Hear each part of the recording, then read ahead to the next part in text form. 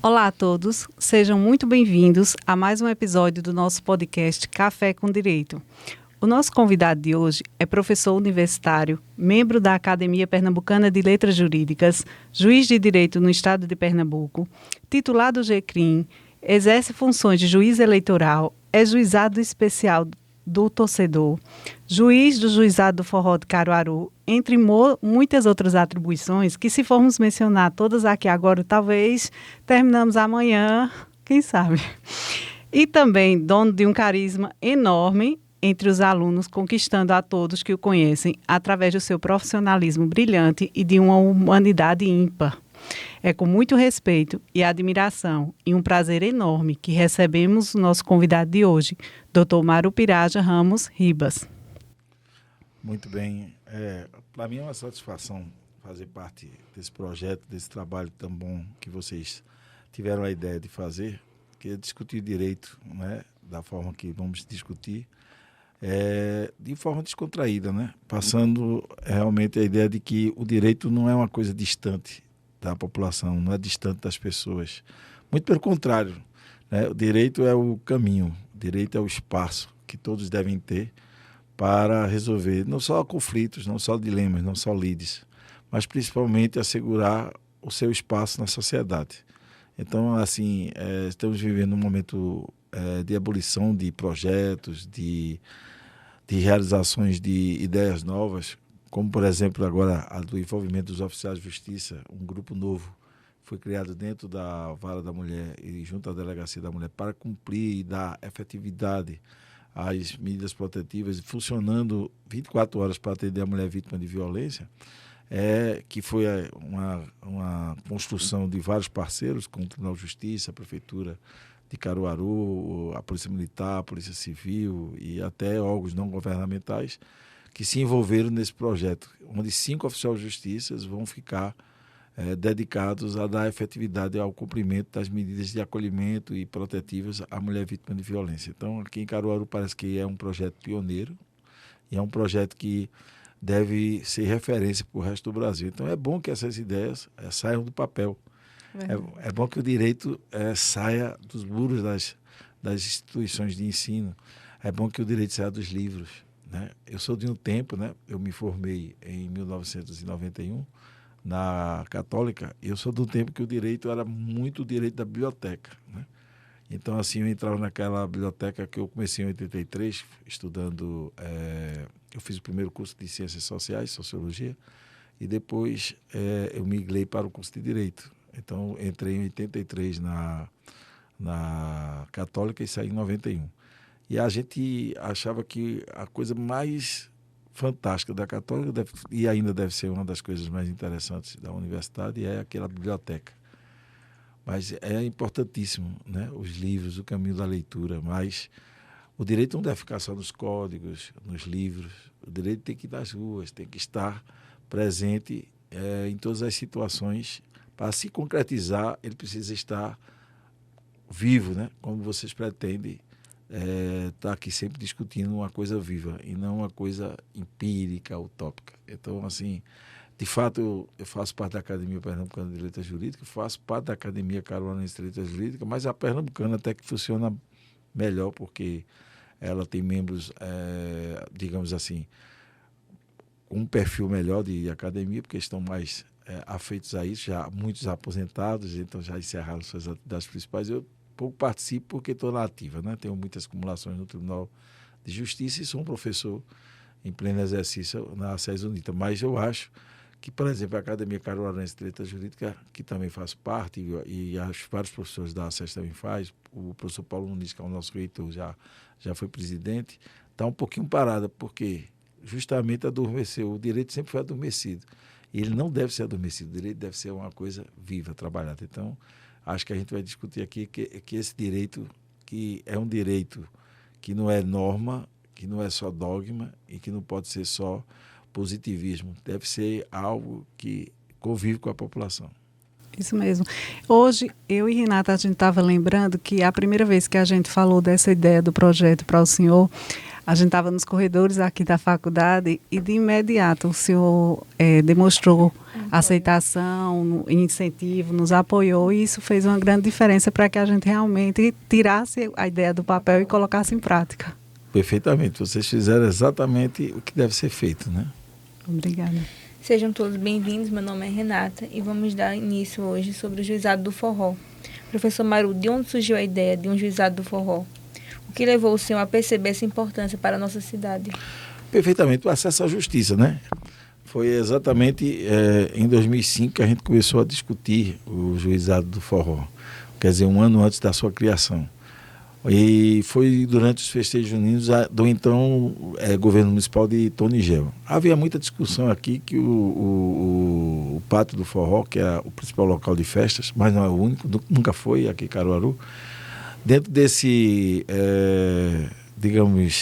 nome dado ao São João, o maior e o melhor São João do mundo, ia até 6, 7 horas da manhã, não tinha muita, assim, era muito livre, começava às vezes muito cedo e terminava muito tarde. Eram festas para 8, 10, 12 horas seguidas, cansativa para o policiamento, com alguns fatos muito graves que aconteciam, sem um certo controle, né?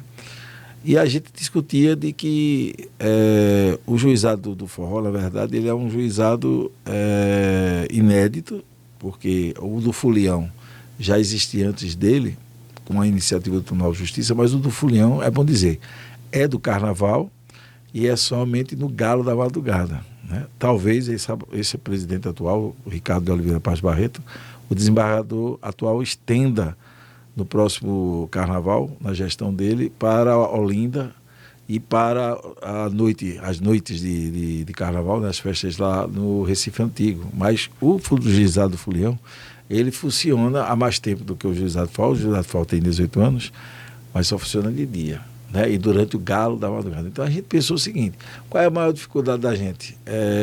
Colocar ele para ser um plantão noturno. E ele chamou a atenção do mundo inteiro, né? Ele foi notícia na França, na Itália, na Espanha, em vários jornais eu fiz reportagens, participei de entrevistas, porque ele é um juizado noturno, né? Um juizado que entra pela madrugada com a participação de estudantes, do representante do Ministério Público. Na época que a gente iniciou, a gente começou com a Defensoria Pública, agora não mais, não precisa. Tem a participação da OAB, subseccional com advogados voluntários.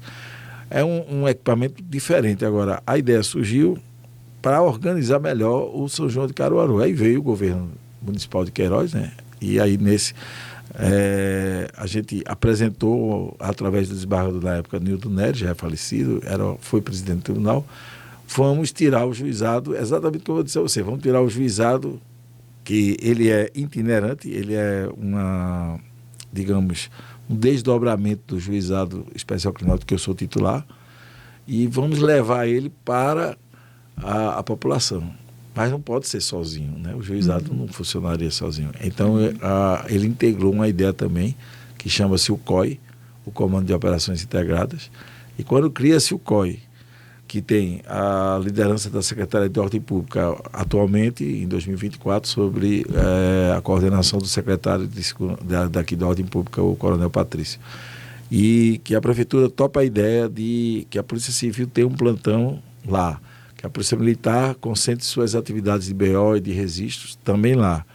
E que a Secretaria de Saúde, PROCON, aí as ideias, Vigilância Sanitária, aí vem o IML, como está vindo todos os anos, que venha o ICEI, que é para fazer as perícias. A gente pensou o quê? Que a gente poderia juntar todas essas frentes de segurança e, lógico, o Poder Judiciário estaria ali com o grande, vamos dizer, carro-chefe.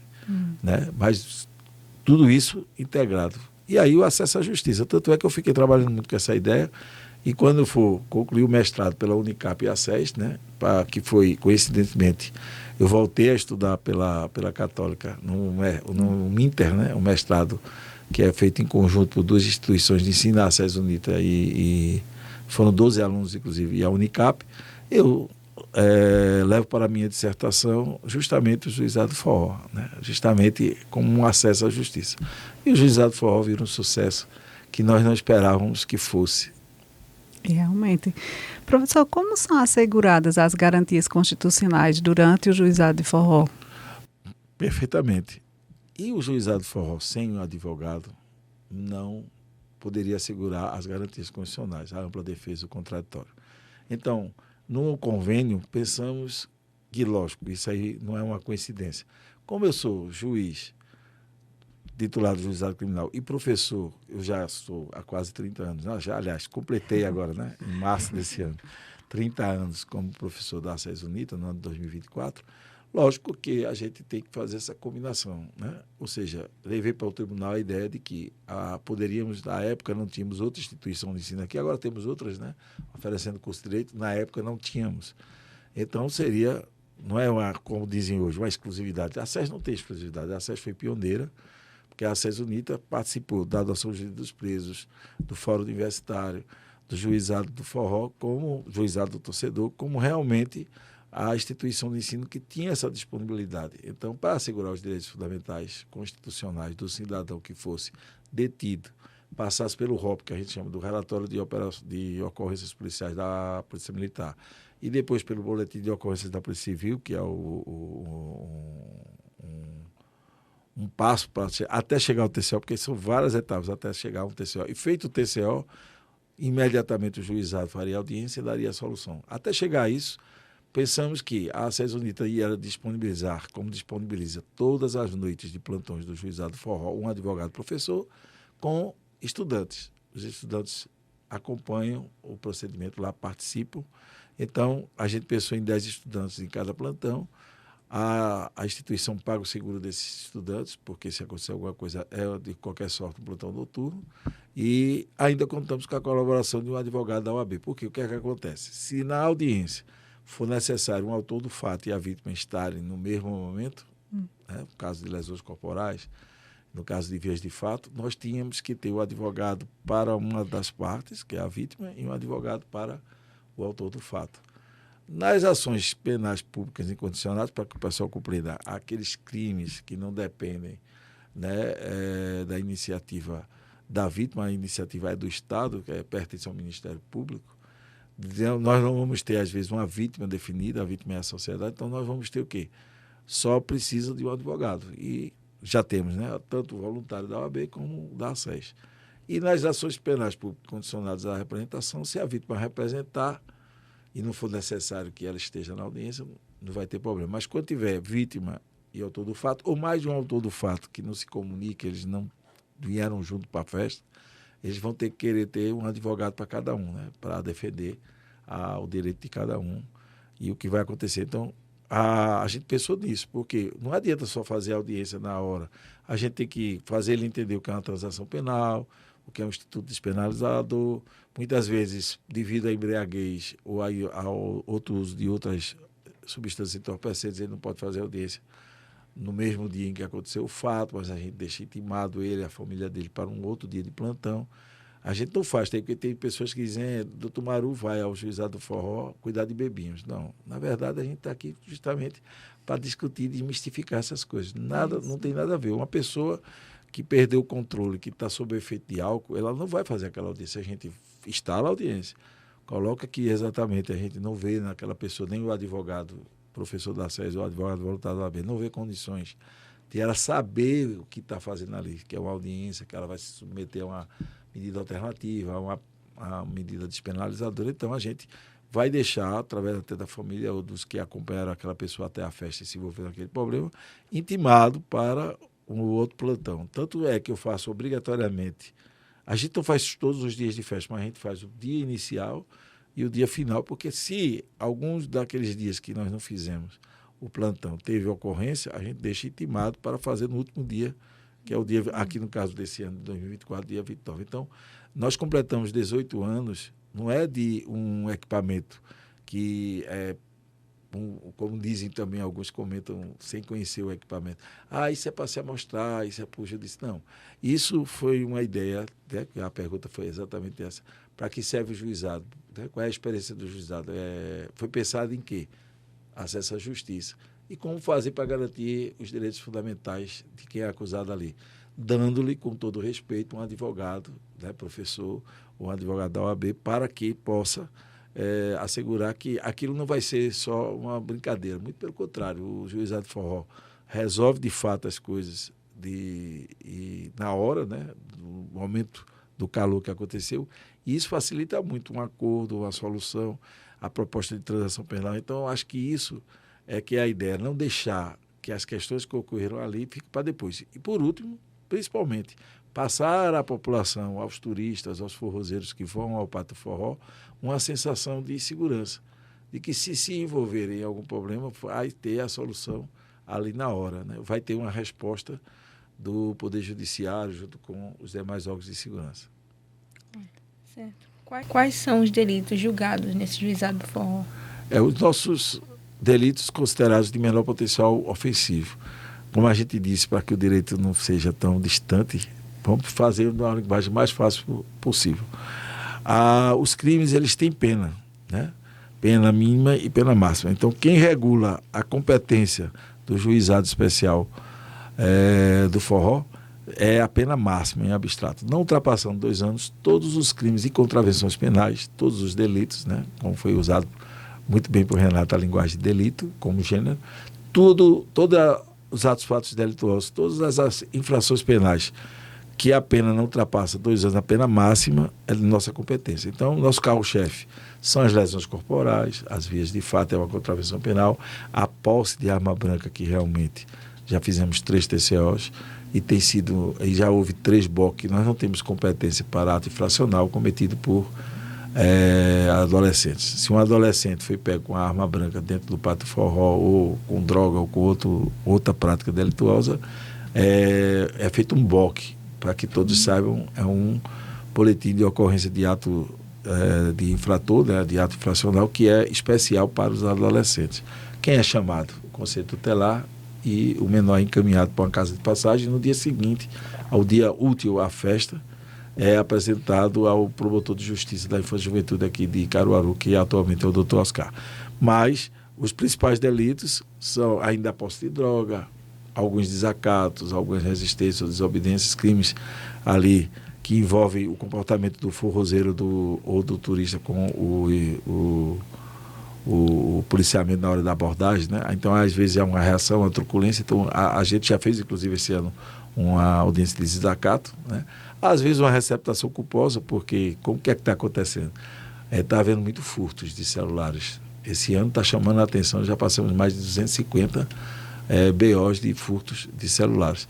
E, às vezes, o celular está ali já sendo rastreado, né? Porque depois de feito o boletim de ocorrência, ele já está no rastreador, e a pessoa pega, né? Então, além dele responder, já que ele não foi pego furtando, se ele já está com o celular, então ele está ou praticando receptação culposa ou está praticando o fato delituoso de eu ter pego e ficado com esse objeto, o celular que não lhe pertence, né? Que também é a conduta punível no Código Penal brasileiro. Então, são os principais crimes, na verdade, são esses, né? De vez em quando a gente se surpreende com algo diferente, mas são os crimes mais comuns, as lesões, né, devido às brigas, a posse de droga, a posse de arma branca, a vias de fato, a própria receptação, e agora a questão também envolvendo ato obsceno, alguma coisa dessa natureza, né, que de vez em quando acontece. Já se passaram mais de 15 dias do mês de junho. Durante esses festejos juninos, qual o balanço que o senhor pode fazer com relação à atuação do Juizado do Forró? Na 18ª edição, na nossa maioridade, são 18 anos de funcionamento do Juizado do Forró, a gente faz um balanço muito positivo. Foram feitos 7 TCOs, né? Como foi dito, quais os principais crimes? Foram 3 contravenções penais de posse de arma branca, todos tiveram audiência, todos tiveram aplicação de medidas restritivas de direito, na medida alternativa, despenalizadora, né? A gente está usando prestação de serviço à comunidade e também está usando a prestação pecuniária. Todas as propostas estão sendo feitas pelo representante do Ministério Público. Eu sou o único juiz plantonista, mas vários promotores estão envolvidos. Antônio Hollenberg, Edeilson Lins, o titular do juizado, doutor Henrique, tem ido na maioria dos plantões. Doutora Vanessa participou de um plantão conosco. Então, os promotores, eles fazem um rodízio entre eles. O juiz sempre sou eu. Mas, assim, tivemos as 3 posses de arma branca, 2 consumos de drogas, uma receptação culposa e um desacato, né? Então, assim, não ficamos restritos ao Pátio Forró. O juizado funciona da estação pega toda a estação ferroviária, pega até o Polo Azulão, no entorno ali, né, nas imediações. Então, se tiver crimes também fora do pátio, mas no entorno dele, né, perto do Espetinho da Carla, por exemplo, que é um estabelecimento comercial que é muito conhecido ao lado do Pátio Forró, nós temos competência, né, e atribuição para ter trazido o fato pela Polícia Militar e vai para a Polícia Civil, faz o TCO e a gente faz a audiência na hora. Então, a gente tem um balanço muito positivo desses primeiros 15 dias. Né? Retornamos agora dia 21, né? 20, aliás, na quinta-feira, dia 20, com uma sequência que vai até o dia 29, uma sequência de vários plantões que vamos acompanhar esse final, não digo final, mas essa parte, né? A segunda e última parte do São João de Caruaru. A gente só não atua no Alto Moura, né? Que lá é de dia, e ainda não houve um projeto de extensão nosso para lá, né? Mas, por enquanto, ficamos no entorno do pátio, no Polo Azulão, né? No Polo Camarão, toda aquela parte da estação ferroviária, o que acontecer por ali nas imediações da Rua da Marfama, né? No início do Salgado, aquela Rua Tupi, né? Então, o que tiver ali em torno do Pátio do Forró e dentro do Pátio do Forró é de competência e atribuições do Juizado do Forró. Antes de fazer a próxima pergunta, o senhor acredita que realmente é necessário um Juizado do Forró, abrangendo também o Alto do Moura? Para abranger o Alto do Moura, não. Por quê? É de dia, é uma festa focal mesmo, quer dizer, o Alto do Moura é um centro de artes, é um centro turístico da maior relevância para Caruaru, né? Não só pela história do Mestre Vitalino, mas porque significa, já é considerado aqui, zona rural de Caruaru, é um distrito, né? O Alto do Moura tem festas particulares, que reúnem a maior quantidade de pessoas, que é a Bodega do Zé, eu vou fazer aqui promoção para eles, mas a gente conhece, né? Que tem a Bodega do Zé, que tem o Dom Vitalino, né? Tantos outros. E ali tem segurança privada, é pago, e os que não for pago são cortesias, convites, né? Da iniciativa dos próprios proprietários dessas casas. E o barracão, o que a gente diz, o polo em si, público, aberto ao público, que é de graça, da prefeitura, realmente ele é um espaço pequeno onde a Polícia Militar e a Polícia Civil controla. Não vejo necessidade, mas eu recebi uma notícia do presidente do Tribunal de Justiça nessa inauguração que ele fez de ampliação das atividades da Vara da Mulher, de que ele pensa em expandir esses juizados itinerantes. E vamos ter agora o juizado do Festival de Inverno de Garanhuns, né? O FIG, pela primeira vez, agora em julho. É exatamente onde eu estarei por lá, porque todos sabem que eu sou juiz de Caruaru, mas tenho passado a minha expertise, a minha experiência para a juíza Carla Fabíola, que é a titular do juizado criminal, que será a juíza do juizado do Festival de Inverno de Garanhuns, o FIG.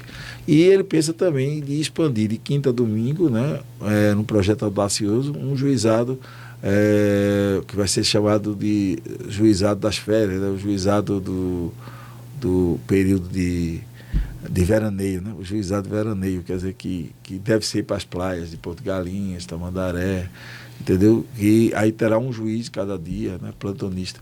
E ele já implantou, o Tribunal de Justiça recentemente implantou o plantão dos dias úteis, ou seja, quando encerra o expediente, fica um juiz plantonista a noite toda, entrando, né, até que se volte o horário útil do dia seguinte. Então é interessante, porque aí é uma justiça 24 horas, né? Então, assim, é bem interessante que a ideia que a gente fez da saudação, que a justiça, o direito esteja realmente o tempo todo a serviço da população. Então, eu acho que não há necessidade do Alto do Moura, mas por que nós estamos no Pátio do Forró? Porque eu não sei se esses números são reais ou não, mas foi dito que sábado, o último sábado, tivemos quase que, do dia 15 para o dia 16, 105 mil pessoas dentro e nos arredores do Pátio do Forró. Então, justifica uma multidão dessa, que a gente tem um equipamento lá, dando suporte à Polícia Civil, à Polícia Militar, atendendo as ocorrências desses crimes considerados de menor potencial. Certo. O senhor acredita que, de acordo com a atuação da Força de Segurança Pública, tanto policiais civis quanto militares, está garantindo ao cidadão caruaruense e aos visitantes maior tranquilidade durante os festejos? não só garantindo maior tranquilidade, como eles também sabem que com a presença do juizado forró, as exageros dos abusos, né? Que porventura venham a ser cometidos por eles mesmos, vão ser resolvidos pelo Ministério Público, que não vai tolerar, né, nenhum abuso, que eu digo abuso, um excesso de violência ou de intervenção, afrontando os direitos humanos ou as garantias das pessoas que se envolvem em problemas no juizado do forró. Principalmente ali no pátio, a polícia tem um trabalho muito cansativo. Os bombeiros civis, o bombeiro militar, a polícia militar, seja o Biesp, que é comandado aqui pelo comandante Carneiro, e pelo o 4PP, que é comandado pelo Vanison Manuel, que é o comandante atual, eles sabem muito bem que a polícia militar tem que garantir a tranquilidade desse povo que vem para o nosso maior e melhor São João, que é o considerado de Caruaru. Havendo exagero, a gente também vai agir nessa questão do abuso de autoridade, a gente também vai agir nesse comportamento ostensivo, desnecessário da polícia militar. Eles têm essa consciência, eles se reúnem, eles sabem que não só são os celulares agora, os vídeos gravados, uma possível divulgação em redes sociais da truculência, da violência que eles venham a cometer. A polícia militar sabe exatamente que o juizado forró também tem essa missão de salvaguardar os direitos e dar tranquilidade aos forrozeiros, aos turistas. Então, é aquela coisa, né? Nem pode ser 8, nem 800. Também ninguém vai chegar no meio de uma briga ou de uma confusão dando uma flor, né? Essa flor, a gente sabe que não vai existir. Até que haver uma intervenção contida, né, limitada de ostensividade e coercitividade da polícia militar, é dever deles. E depois de detido, essa pessoa ser trazida, como foi criado o corredor, isso foi a grande novidade de uns 2 anos para cá, o corredor para as pessoas socorridas, o corredor para as pessoas apreendidas. Esse corredor, se você vê com a tecnologia, com as imagens do drone, ele é perfeito. Tomou o espaço, sim, subtraiu o espaço ainda de mais pessoas do Pátio Forró, sim, mas é um corredor que garante que exatamente não há necessidade de os cidadãos detidos venham sendo carregados de todo jeito e com violência. Naquele corredor, o policial já consegue conduzir e não pode conduzir dando tapa, porque todo mundo vai estar vendo ali, porque todas as pessoas estão encostadas no corredor. E eles passam praticamente, eu caminhei já por esse corredor e a gente percebe que dá para a população tocar na gente com muita facilidade. Então, e quando a gente passa por ali, eles estão todos filmando a gente, tirando foto e observando o que a gente está fazendo ali naquela passagem. Então, mas tornou-se muito mais tranquilo, eles agradeceram, né, a Polícia Militar, eles reivindicavam isso. Então, eu acho que eles trazem tranquilidade e, ao mesmo tempo, eles são fiscalizados. Eu acho isso bem interessante.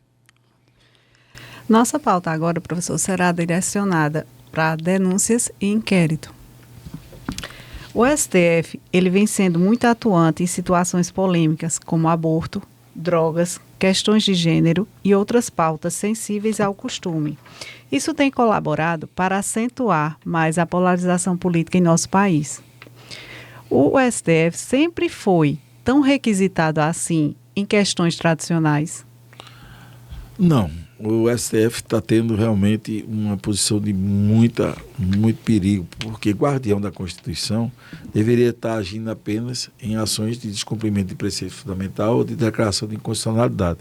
Entretanto, com algumas omissões do Legislativo e do Executivo, ou até mesmo com a necessidade que imperiosamente começou a se acender dentro do Supremo Tribunal Federal de uns 15 anos para cá, que é essa ascensão pública e notória de alguns ministros, como o caso de Alexandre Moraes e Gilmar Mendes, passaram a ter, com a sua forma de trabalhar, uma eloquência muito grande, dando ao Supremo a ideia de que ele pode resolver todas as questões, inclusive as que não pertencem a ele, como, por exemplo, as que são próprias da legislação, né? Ou seja, quem deve legislar é o Congresso Nacional, através da Câmara dos Deputados Federais e do Senado. Quem deve executar e administrar é o Executivo, através do governo federal, dos 27 governadores do Distrito Federal, dos principais prefeitos e demais governantes de municípios. O papel do Supremo é proteger a Constituição Federal, mas aí o Supremo começou. Até a questão do aborto do anencefalo. veio do Supremo. Pacificar os direitos de vários gêneros, né? Os direitos dos homossexuais, né? Se meter na questão propriamente dita do aborto em si. E agora caberá ao Supremo também ter quase que absoluta certeza se pronunciar sobre esse projeto de lei que quer que o aborto tenha a mesma pena do homicídio. Então, às vezes o Supremo é chamado, mas às vezes o Supremo é que toma para si essas grandes pautas, que muitas delas não deveriam estar sendo resolvidas pelo Supremo. Eu vou dar um exemplo dela, é o consumo de substância entorpecente, liberar, descriminalizar o uso de droga da maconha no Brasil. Eu acho que, inclusive, está parado lá, uma votação que não se encerra, e o Congresso Nacional caminha para novamente criar uma nova lei que criminaliza ainda mais o uso, a posse de substâncias entorpecentes no nosso país. Então, é quase que, em alguns temas, um conflito entre o legislativo, o executivo e o judiciário. Então, isso é muito ruim, porque o papel do Supremo, volto a dizer, é de ser provocado para solucionar os grandes conflitos constitucionais. Agora mesmo está cabendo ao Supremo, porque tem, por a questão de foro privilegiado, né, a questão de prerrogativa de função, pessoas envolvidas na morte da vereadora lá do Rio de Janeiro, que virou um símbolo, né? Virou um símbolo nacional de um fato criminoso a ser resolvido, demorando a ser resolvido. E a pauta passou a ser do Supremo, né? A competência do julgamento de alguns envolvidos. Então isso é muito ruim ver que o Supremo deve ter seu lugar de destaque, mas não da forma que está acontecendo, porque parece que o judiciário brasileiro é o Supremo Tribunal Federal. Quando, na verdade, nós temos o Tribunal Superior Eleitoral com uma pauta muito importante das questões eleitorais, nós temos o STJ com a legislação infraconstitucional, que é onde está a maioria dos crimes, e as suas polêmicas devem ser resolvidas pelo Superior Tribunal de Justiça, STJ, quando nós temos os 5 TRFs em grande atuação, quando nós temos milhares de juízes atuando em suas comarcas e varas, na Justiça Estadual e na Justiça Federal, e parece que, além do Ministério Público, falando do Ministério Público, parece que nem existe mais o Ministério Público nessa fragmentação do funcionamento da Justiça. Então, o Ministério Público tem um papel relevante. Então, esse abafamento da Justiça Federal, Estadual, das justiças de primeiro e segundo grau, abafamento que eu digo no sentido para que todos que estão me ouvindo possam entender, reduzir a justiça a única e exclusivamente ao funcionamento do Supremo, isso é muito perigoso para todos nós. Eu acho que o Supremo deve voltar a ter o papel dele, que é o papel de salvaguardar a nossa Constituição Federal. Foram feitas muitas perguntas e eu gostaria de repassar elas. Com relação às competências dos juízes, os juízes podem ordenar a abertura de inquérito sem que haja uma denúncia pública? Veja, o juiz, para poder requisitar a abertura de qualquer inquérito policial, desde um crime comum, sem tanta repercussão ou não, ele precisa ser provocado. Ou seja, a vítima, a família da vítima ou alguém. Então, precisa provocar o magistrado, seja ele qual for. E é bom dizer que, pegando carona nessa assunção, essa ascensão, às vezes, muito ilimitada do Supremo, o Supremo tem 11 magistrados. Mas, às vezes, a gente não percebe se eles são magistrados. A maioria não são de carreira, mas o fato de terem vindo pelo Quinto Constitucional, da Defensoria Pública, da Procuradoria, da OAB, do próprio Ministério Público, né? A maioria vem realmente da advocacia, né? A maioria dos ministros. Não importa a origem, né? Flávio Dino foi juiz federal, depois foi senador, depois foi ministro da Justiça. Alexandre de Moraes nunca foi juiz de carreira, mas esquecendo esse detalhe de onde foi a origem, eles viram magistrados ao assumir o Supremo. E qualquer magistrado que ocupe o Supremo, o STJ, o TRF ou qualquer outro órgão de primeiro, segundo ou terceiro grau da Justiça brasileira, só pode ordenar a abertura ou requisitar a abertura do inquérito policial se houver alguma provocação. Por quê? O princípio maior que é esquecido por nós é o da inércia da jurisdição. Então, o judiciário é inerte, ele precisa ser provocado.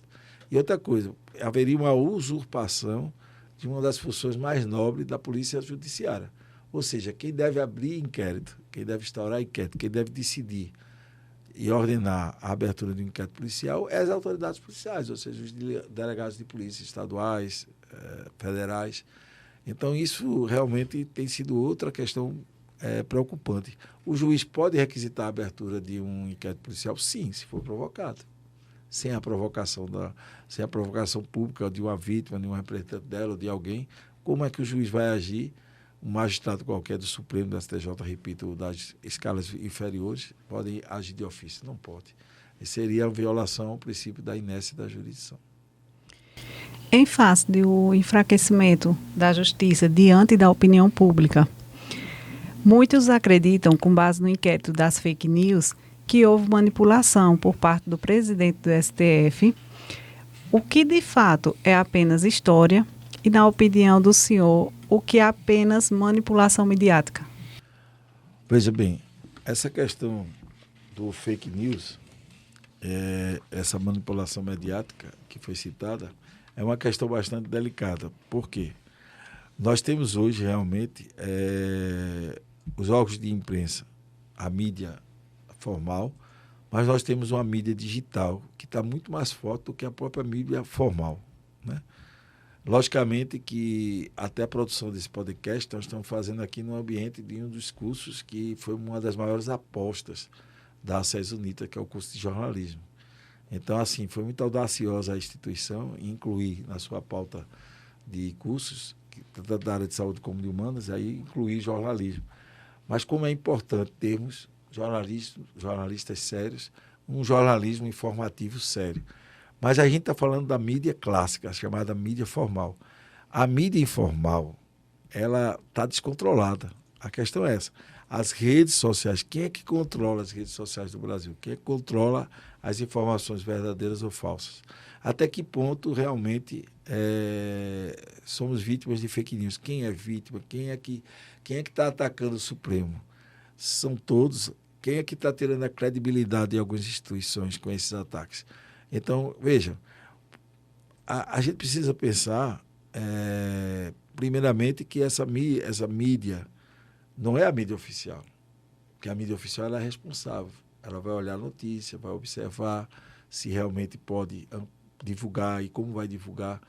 Então, temos que encarar isso, né? Então, eu acho que desde do anterior presidente a este, que é o Barroso, que é o atual presidente do STF, tem se empregado isso de uma forma inadequada. As eleições municipais desse ano será um bom teste para essa questão dos fake news eleitorais. Até que ponto vai haver finalmente um controle? Não digo só por parte dos TREs estaduais, né, do TSE e do juiz eleitoral, porque a eleição municipal ela é muito mais controlada pela justiça eleitoral, né, local do que pelo próprio TRE e TSE, que controla as eleições estaduais e federais, né? De 2 em 2 anos nós temos 2 tipos de eleição no Brasil. Então eu acho que isso também é um factoide, né? Foi criado um factoide em relação a isso. O Brasil não tem um controle sobre as redes sociais. O Brasil não tem um controle sobre fake news.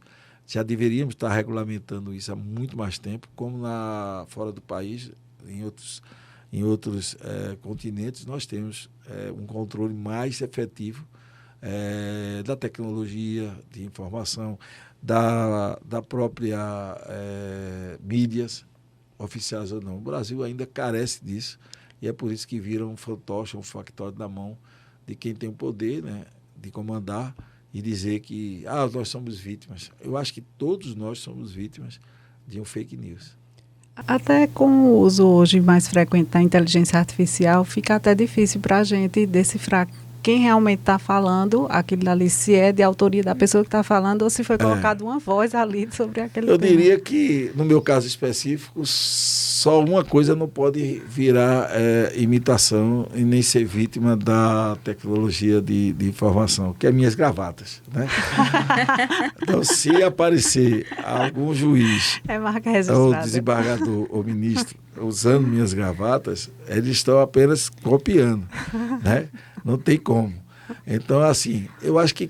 E aí é bem interessante dizer que foi muito antes de entrar na magistratura, eu já era professor, eu já usava essas gravatas. Então, essas gravatas, ela não foi criação em razão do cargo que eu ocupo, de eu querer me notorizar, de criar uma notoriedade a partir das gravatas. As gravatas são bem mais antigas do que as minhas funções, né, de magistério e de magistrado.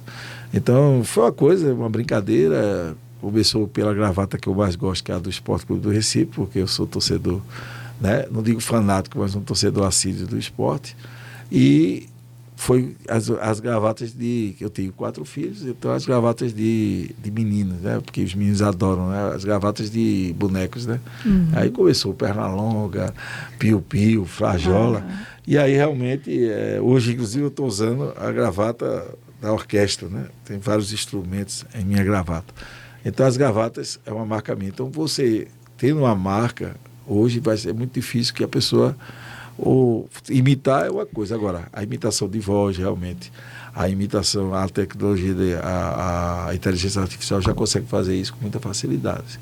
E isso é muito perigoso. Por isso que falávamos da mídia digital, falávamos do fake news, e agora estamos falando de quê? É necessário o Brasil regulamentar a inteligência artificial. É necessário o Brasil, o país, controlar essa questão do uso dessa tecnologia imediatamente, o mais rápido possível, porque realmente, senão nós vamos entrar, né, numa situação muito perigosa, né? Em sua opinião, é realmente o papel da Corte julgar e até mesmo, como alguns acusam, proceder com ativismo judicial justificado pela existência de lacunas nas leis brasileiras?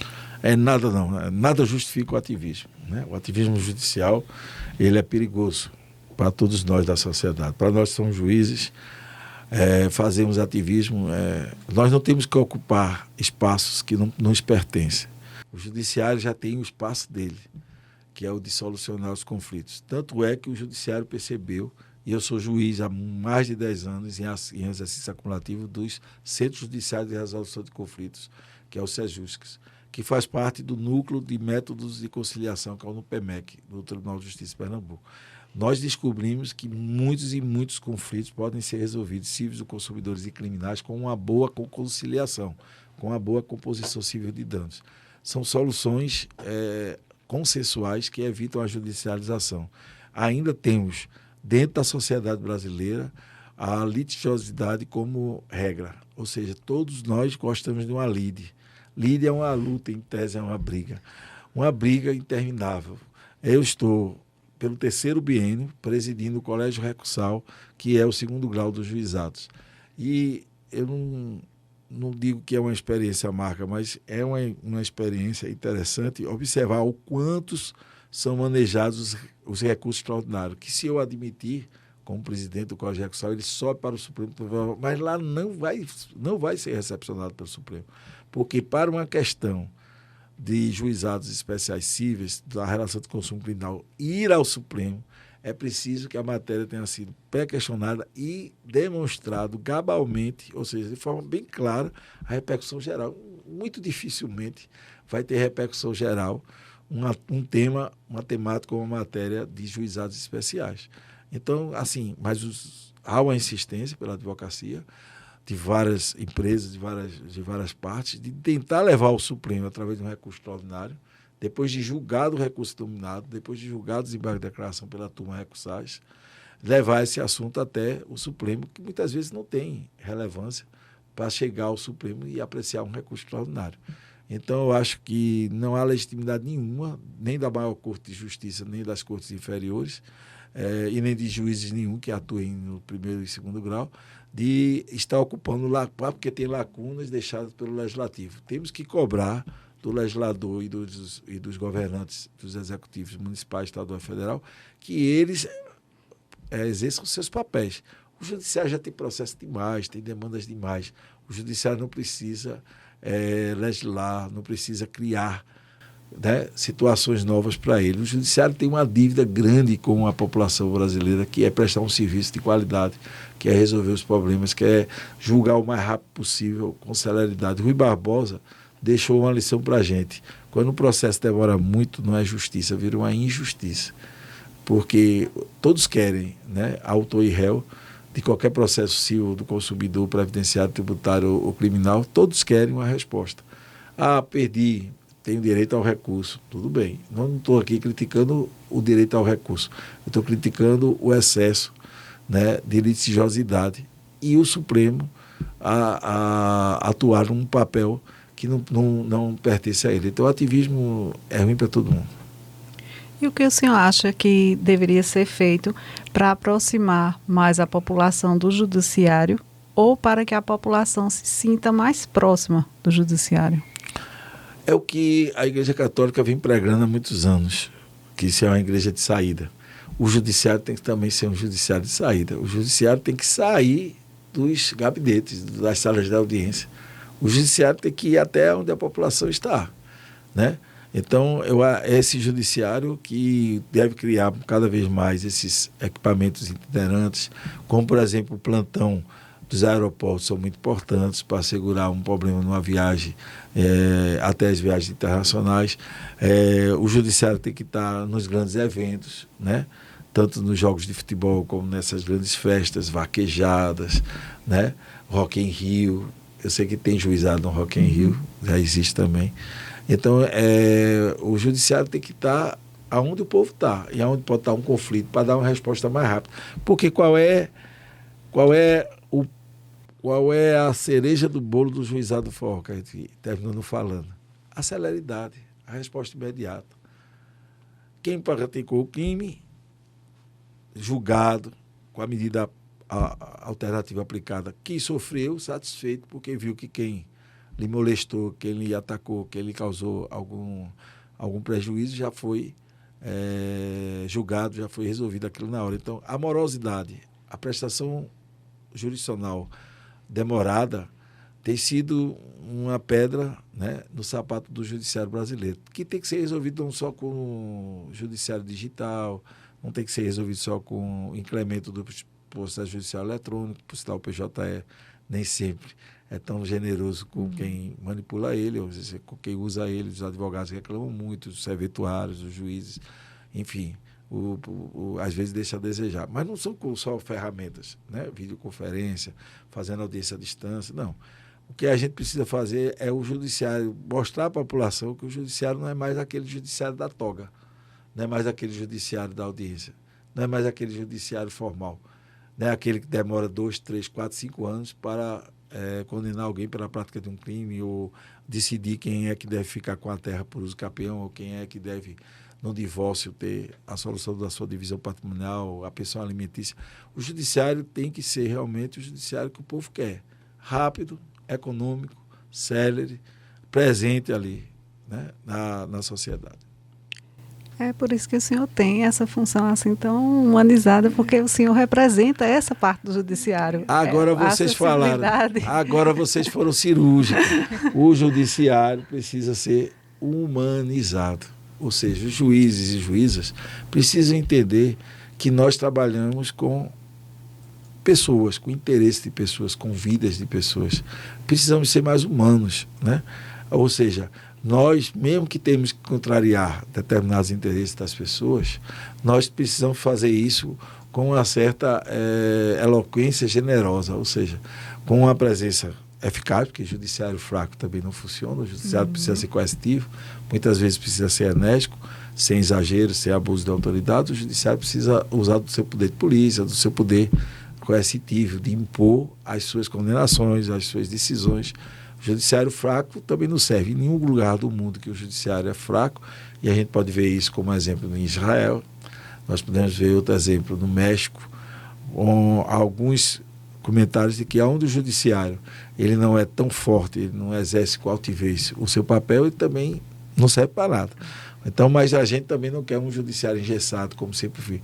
A gente verificou um judiciário distante da população, a gente quer esse judiciário humanizado, que atende bem a população, do rico ao mais pobre, do preto ao branco, amarelo, pardo e um índio. É aquele judiciário que dá as mãos para as pessoas, que serve um copo d'água durante uma audiência a uma pessoa que está nervosa, porque está ali num momento constrangedor. É o judiciário que, em vez de o papel ser de um porteiro de auditório, o juiz vai até aí, fulano de tal, chegou a hora da sua audiência, pode vir. é esse, não precisa ser o juiz trancado no gabinete, sentado numa cadeira, vestindo uma toga, pegando um pedaço de madeira, dando martelado, porrada numa mesa e tentando impor o seu poder através da força. Isso não existe mais em lugar nenhum no mundo. O judiciário precisa ser esse judiciário talentoso, criativo, conciliador, mediador de conflitos, próximo da população, humano, humanístico. Esse é o novo judiciário. Quando o tribunal tem uma ideia de levar, por exemplo, à praia, onde tem eventos, há lugares realmente onde o povo está, como no forró, no Pátio do Forró, esse é o judiciário que se quer. É um judiciário que não está somente nos prédios. Até porque a gente não vai nem precisar daqui a 30, 40 anos de prédios. Isso. A gente vai poder prestar, como já estamos prestando a prestação jurisdicional, a gente pode fazer serviço em qualquer lugar, através do celular, através de notebook, de tablets, enfim, de qualquer aparelho eletrônico, a gente vai poder estar prestando o serviço. Então, não há mais necessidade daquele ambiente fechado em que a gente só poderia prestar a jurisdição dessa forma. Com relação a isso, quais seriam os pontos positivos e negativos da influência da mídia no sistema judiciário? Veja, a mídia, às vezes, é companheiro do judiciário quando explica e esclarece à população a sua atividade, a sua ação, a sua forma de intervir no conflito. E, muitas vezes, a mídia antecipa-se ao judiciário e julga antes dele. Quando divulga erroneamente informações, quando já joga para a população alguém condenado antecipadamente. Minha gente, um dos princípios também, a gente já citou aqui a inércia da justiça, um dos princípios baluartes do direito penal e do processo penal é o princípio da presunção de inocência, da presunção de não culpabilidade. Então, quando a mídia formal ou as redes sociais exageram em noticiar o fato, já dando certo que alguém foi o autor, cometeu mesmo, principalmente as infrações penais, é um fato muito negativo. É um desserviço para a própria população. Porque a mídia tem que ter responsabilidade e não pode ocupar o poder judiciário. Do jeito que o judiciário não pode ocupar o espaço do legislativo e do executivo, que a gente condenou aqui, por exemplo, foi a minha posição de condenar o ativismo judicial, até mesmo por mim ou por qualquer outro magistrado, eu também terei que condenar a mídia que se adianta ao judiciário e simplesmente acusa, mal defende e já julga aquele cidadão que está exposto ali. E aí a gente não está aqui citando nenhum canal formal ou não de mídia, né? A gente não citou e nem vai citar aqui nenhuma emissora de rádio ou de televisão. A gente está falando de um modo geral, né? Já que a gente está balizando um tema de forma ampla e irrestrita. Então, a mídia, o pior ponto negativo é a de antecipar-se ao judiciário e simplesmente execrar e antecipar e até acabar com a vida de muitas pessoas que são expostas indevidamente. Às vezes depois sai uma nota pequena ou uma divulgação que aquela pessoa foi inocente, não cometeu aquele crime. Veja como é tão diferente a notícia inicial onde é que a pessoa foi exposta como o verdadeiro autor daquele fato delituoso. Muito preocupante. É muito preocupante. Recentemente, professor, foi divulgada uma reportagem sobre a abertura de licitação pelo STF para a contratação de empresas que seriam usadas para monitorar as redes sociais, acerca de postagens e comentários que envolvam a Suprema Corte ou os seus ministros. Isso não pode gerar mais munição para aqueles que lutam para minar o sistema judiciário? Sem dúvidas. E também foi também feita uma extensão disso aí para os juízes, que nós estamos sendo monitorados exatamente em projetos feitos esse. É claro que eu estou dando aqui opiniões gerais, pessoais minhas, mas com aquele cuidado que todo magistrado, zeloso magistrado, deve ter. Aqui a gente não vai fazer nenhum ataque, e é incompreensível que fosse feito, a qualquer membro, ou qualquer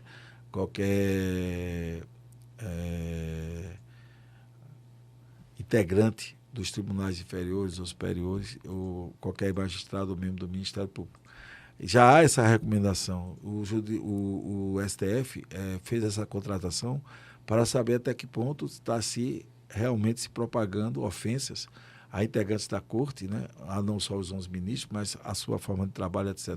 Quando nós falamos aqui de temas e que tivemos o cuidado de falar de temas gerais, falamos exatamente com opiniões gerais, né? Sobre assuntos bem polêmicos. Então, isso de dar munição é um risco, né? Porque, veja, controlar as ofensas a si mesmo é uma coisa meio complicada, porque nem o próprio Jesus agradou a todos. E é um personagem histórico, bíblico. Jesus é um personagem do mundo, né? O mundo todo o vê de várias formas, aí são interpretações religiosas, mas Jesus é o que a gente chama de personagem universal. Ele é visto, contado a história dele de várias formas. Então, como é que eu vou fazer para dizer que Jesus agradou a todos? Não, Jesus não agradou a todos. Há várias críticas sobre a passagem dele no mundo, como é que ele conduziu aos milagres, como ele conduziu o pastoreio dele. Então, se há isso em relação a um personagem com tanta intensidade, imagine a quem atua com falhas, que é natural que nós tenhamos falhas. Então, é muito perigoso atacar realmente as cortes, atacar os juízes. Eu sou contra que seja feito esses ataques. E sou a favor que haja, de certa forma, um controle. Porque é um desserviço também, execrar também essas autoridades que muitas vezes são criticadas de forma equivocada, sem conhecer o trabalho de muitos deles. Então, nós não estamos criticando aqui, e nem podemos fazer isso, o trabalho de A, de B. A gente está mostrando, do ponto de vista específico, uma visão sobre a atuação de um órgão, que é um órgão maior ou menor, que atua pelo judiciário. Agora, isso a gente pode fazer com um certo cuidado. Então, arriscar a fazer esse controle é extremamente perigoso também. Em sua opinião, é mais preocupante o desgaste do STF causado por possíveis fake news propagadas na internet ou a possibilidade do cerceamento da liberdade de expressão nesse ambiente, impulsionado pelo temor de perseguição e represálias? Não, eu não vejo que há esse perigo do cerceamento, né? O Supremo está se resguardando, né? A partir do momento em que toma atitude de se resguardar, do exagero e da falta de limites também nos ataques que sofre, está fazendo corretamente, né? Não só o Supremo, mas qualquer integrante dos tribunais deve ter esse cuidado. Então, o que a gente tem que ver é o seguinte, o Poder Judiciário é um dos poderes, né? Nós temos os três, deviam estar harmônicos entre si, né? O Executivo, o Legislativo e o Judiciário, prestam um serviço à sociedade, nós somos prestadores de um serviço e somos pagos por isso. E o Judiciário também não pode ser tratado vulgarmente, né? De forma vulgar, né? Nós não precisamos mais de sermos tratados como excelentíssimos, meritíssimos, isso não é mais necessário. O respeito não precisa ser tão formal assim, mas precisamos que seja respeitado o trabalho daqueles que julgam as causas, né? Daqueles que decidem os grandes conflitos nacionais, que aí é um encargo constitucional do Supremo. Se não respeitarmos o trabalho, eu posso até não gostar, eu posso até não concordar, eu posso até discordar, mas eu não posso desrespeitar o trabalho do Judiciário, das grandes cortes, né? Já citei aqui o TSE, TST, que tem um papel muito fundamental aí na Justiça do Trabalho, os TRT, que são os Tribunais Regionais do Trabalho. Então, vejam que a Justiça ele é um aparelho gigante para cuidar de milhares, milhões de conflitos que são trazidos a ele, repito, trazidos a ele, e o Judiciário precisa também se proteger da sua atuação, porque caso não se proteja, como já foi dito aqui, ele se fragiliza a ponto de não ser mais respeitado pela sociedade. Eu discordo de que o Judiciário não tem mais o respeito da sociedade, eu discordo, eu acho que a sociedade continua acreditando, mas precisa o judiciário continuar a investir em justiça 100% digital, em tecnologias, em inteligência artificial, da parte boa, do bem que isso vai fragmentar e trazer para a sociedade, e ainda cada vez mais, isso aí o CNJ tem cuidado desses anos todos, justiça em números, controle da produtividade dos tribunais, controle administrativo dos excessos dos administradores, que são os presidentes dos 27 tribunais do Distrito Federal. Nós temos o Supremo, o presidente do Supremo é o presidente do Conselho Nacional de Justiça, o Conselho Nacional de Justiça tem seus defeitos, mas e continuará sendo um órgão fundamental para fazer esse controle, né? O controle administrativo do Poder Judiciário, o controle que tudo tem que ter controle. Então, eu não sou contra que o Supremo, o STJ e todos os outros órgãos, de algum modo, se proteja desses ataques e desses exageros. É aquela história, né? Um copo meio vazio ou muito cheio, né? Ovos faz bem para a saúde, mas se você comer 200 ovos por dia, você vai ter problema. Água é a coisa melhor do mundo, né? Se você beber pouca água, faz mal. Se você beber muita água, faz mal. Então, nem um copo muito cheio, nem muito vazio. O judiciário precisa continuar investindo nisso. No equilíbrio, né? Do equilíbrio. A magistratura, na opinião do senhor, foi alcançada por essa popularidade política que o Brasil e até mesmo o mundo ocidental vive? Sim. A partir do momento em que, agora mesmo, né, há uma influência direta nas eleições norte-americanas do Poder Judiciário norte-americano, né? Mesmo que lá não se proíba um dos candidatos a estar nas eleições, mas essas decisões podem influenciar no julgamento do eleitorado, assim como foi o caso nosso, em que o atual presidente Luiz Inácio Lula da Silva ficou fora de uma disputa por decisões judiciais das cortes maiores, né? Depois ele voltou à disputa também por concessão do judiciário brasileiro. Então, essa influência é notória, né, em processos eleitorais, porque o judiciário tem decidido, né? Tem definido inelegibilidade, agora mesmo está inelegível por hora, essa é a informação que temos. O ex-presidente Jair Messias Bolsonaro, ele não está podendo se candidatar novamente. Então, isso vem fruto de quê? Vem fruto da intervenção do judiciário, fazendo o seu papel, né? De decidir, de julgar abuso do poder econômico em candidaturas, de decidir pela inelegibilidade de candidatos a vereadores, a deputados estaduais, federais, senadores e a presidência da República. Então, é isso que o judiciário não pode se eximir. Contrariar interesses, criar uma certa antipatia, o judiciário sempre vai criar com suas decisões. A polêmica não é essa. Agora, o judiciário precisa fazer isso com equilíbrio, né?